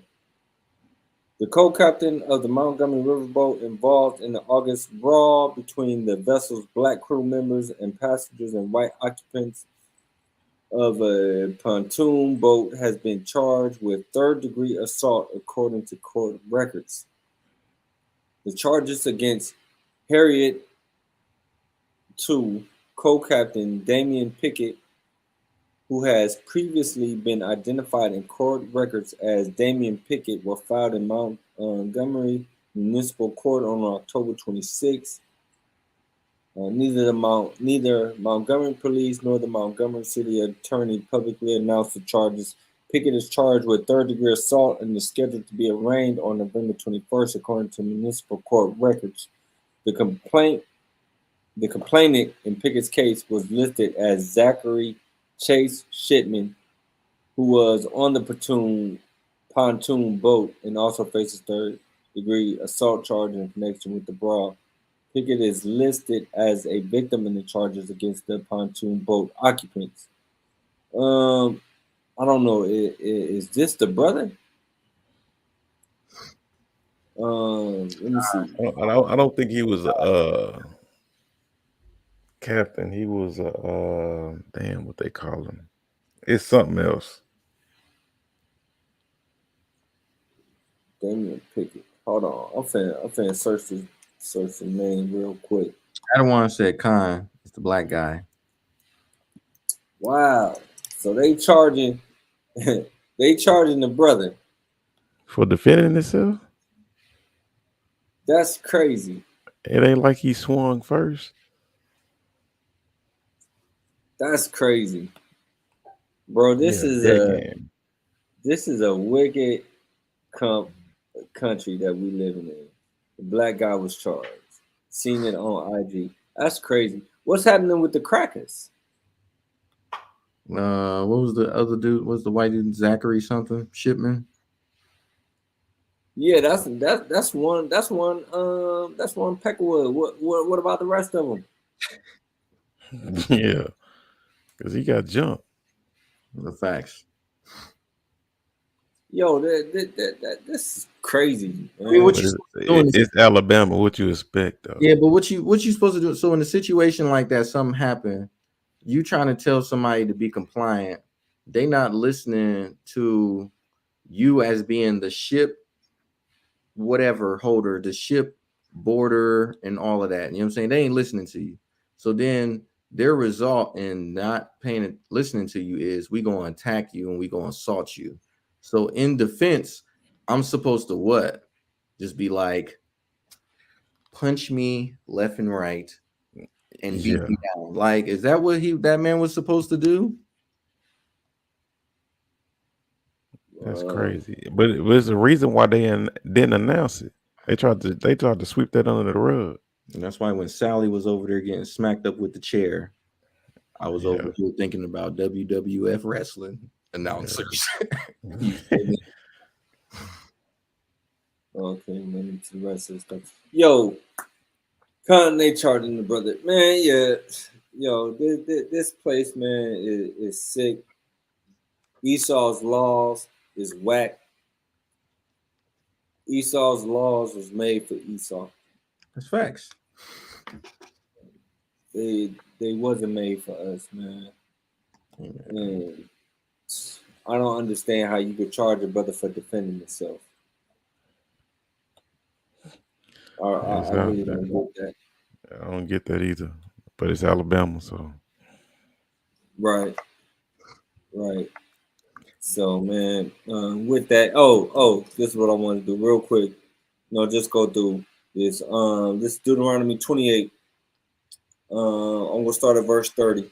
It says, "Thou shalt betroth a wife, and another man shall lie with her. Thou shalt build an house, and thou shalt not dwell therein. Thou shalt plant a vineyard, and shalt not gather the grapes thereof.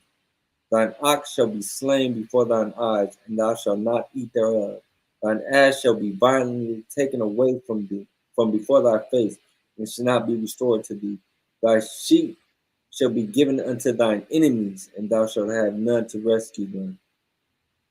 Yo, I mean, when we go through these, so there is no right answer for him. He's an Israelite, targets for discrimination and injustice. That's anywhere USA. Maybe trying to put out there. The brothers came today, continue fighting. Man, shoot, I would have continued fighting too. I would have tried to, man, stump a hole in that white boy, man. Yeah, for real. But anyway, so hey, y'all, check out the movies, and y'all can see like what they did to the Northern Kingdom. I pulled up that screen and just to show y'all the list of the massacres, and like Jamal said, hey, they still was going on. They're still going on.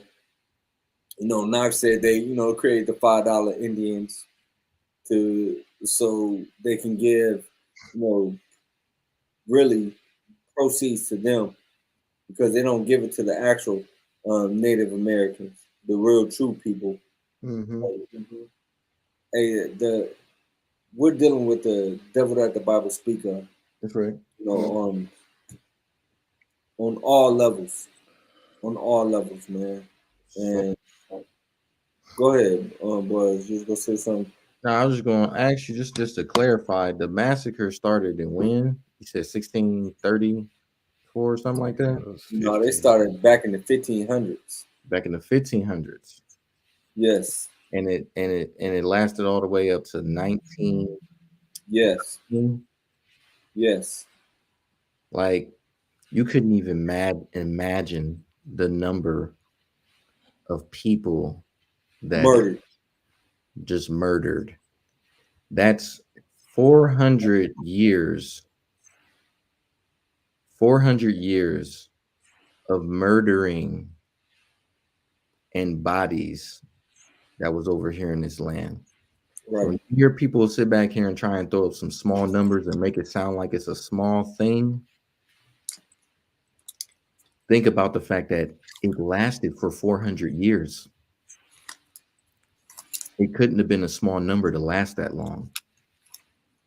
Mm-hmm.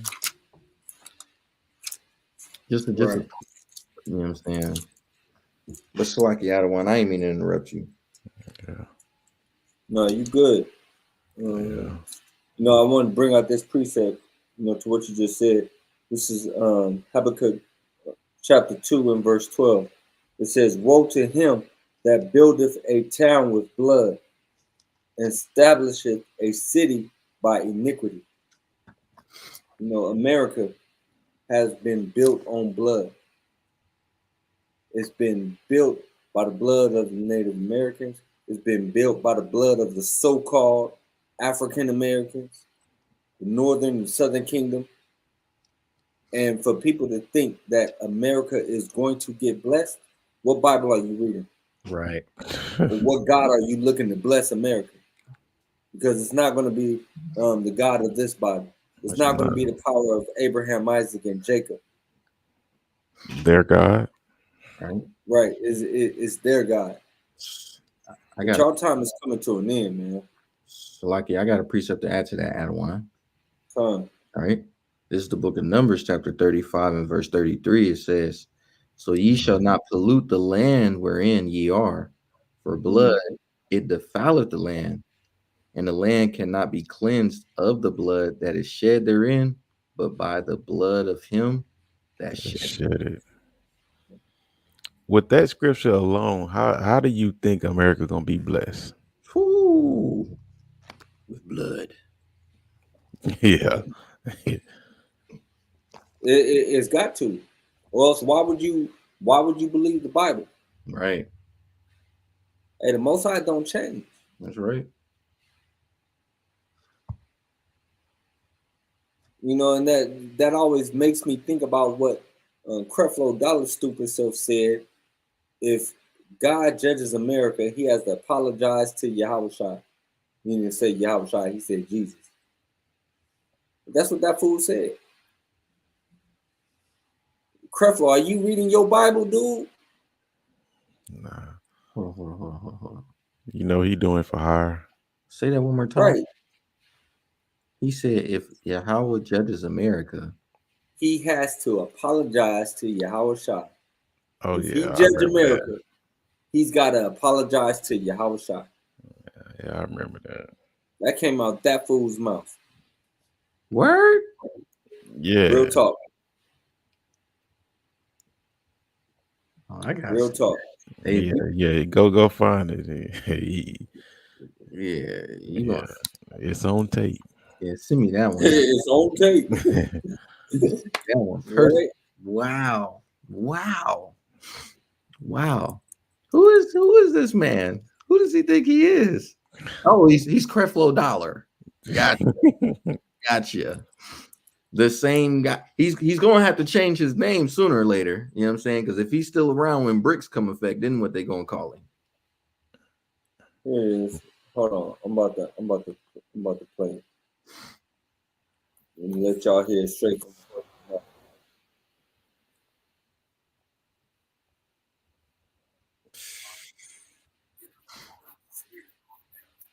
That's just, that's an insult.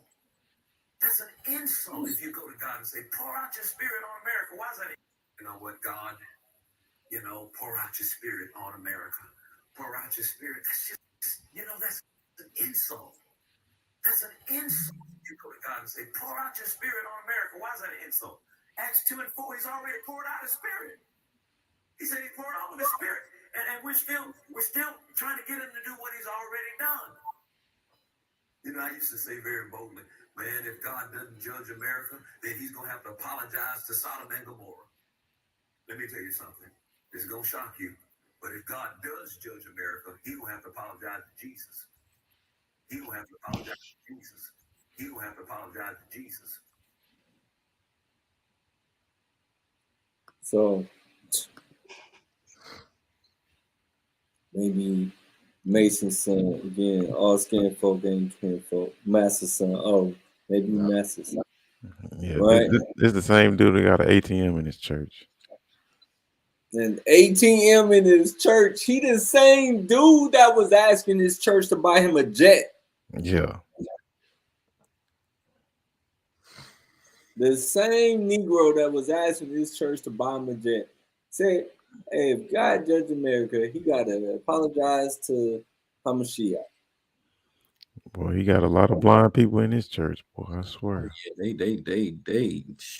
they just ripped the eyeballs straight out the socket and just put them in the collection plate. Like, come on, man. Yeah. You can't be serious. All right. Hey, let's get this script and then we go shut it down, man. Yeah, man.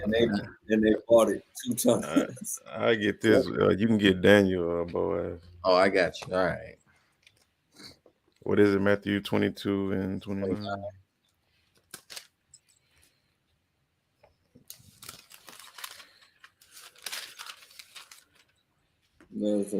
That's a good one that Barzayah pulled too. And Matthew 15:14. This is the book of Matthew, chapter 22 and verse 29. Yahushua answered and said unto them, ye do err, not knowing the scriptures, nor the power of Yahweh. All right, facts. Hey, and that I'm gonna read this one that Barzayah put Matthew 15 and 14. Let them alone. They be blind leaders of the blind. And if the blind lead the blind, both shall fall into the ditch. Hey, that church is in the ATL. We need to go hoorah on that church, man. For real. We need to go do a IUIC and go hoorah on Creflo. Yeah. Church blitz. Right, hey, church. But hey, yo, his followers don't play, man. They ain't gonna let you near him. I don't want to get that. They ain't gonna let you near him, boy. They gonna protect him at all costs. I don't even want to be close to him for real. Like straight up, like I don't even want to see that dude's face. Like I feel like he gonna mess my spirit up or something. Have me trying to scrape my eyeballs out my head and put them in his collection plate. Like you must be crazy. Like staying there in your building with behind your pulpit, you know what I'm saying, sitting back here spewing out nonsense. Go ahead. You know what I'm saying? And the people who want to sit back there and listen, hey man, listen. Like I heard this say, I'm ready to pull up on all of them for real. Yeah, for real. I'm ready to pull up on all of them.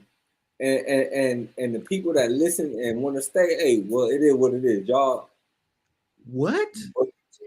No, I'm saying if we pull up and the people that stay after we give them the truth, he said, if you don't pay, that's on tape too. That's on tape too. For real. I didn't hear that one. I didn't hear that one. But hey, yo, he said we need to line them all up and just shoot them with Uzis or something like that, man. Like that dude there, man. If you don't pay tithes, why would people still follow this dude? Like that don't get it. That don't sound crazy to nobody. Like that don't make you think and be like, hold up, that don't sound right. Yeah, you can't even joke like that.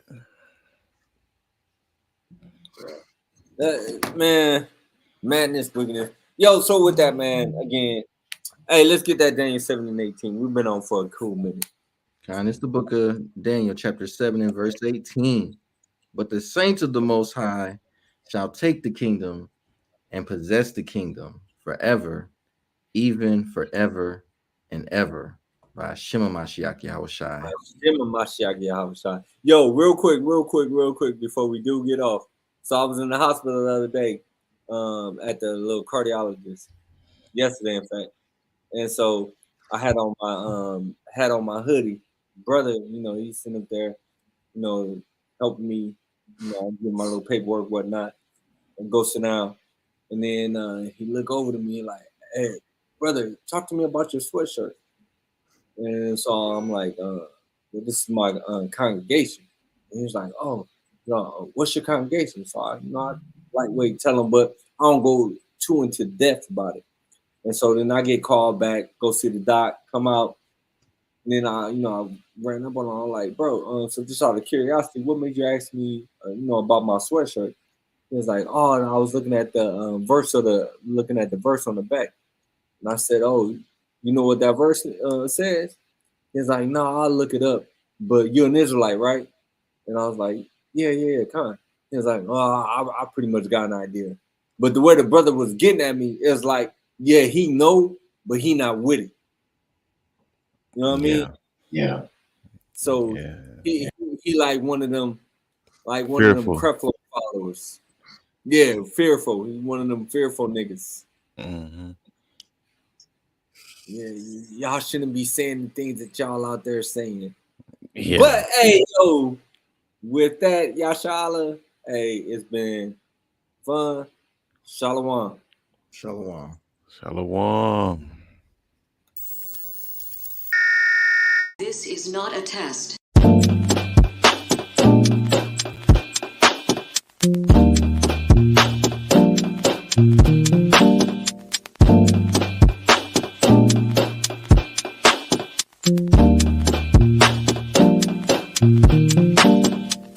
Black skin, black sauce, black Jesus, black music, black skin, black sauce, black Jesus, black music, black skin, black sauce, black Jesus, black music, black skin, black sauce, black Jesus, black music.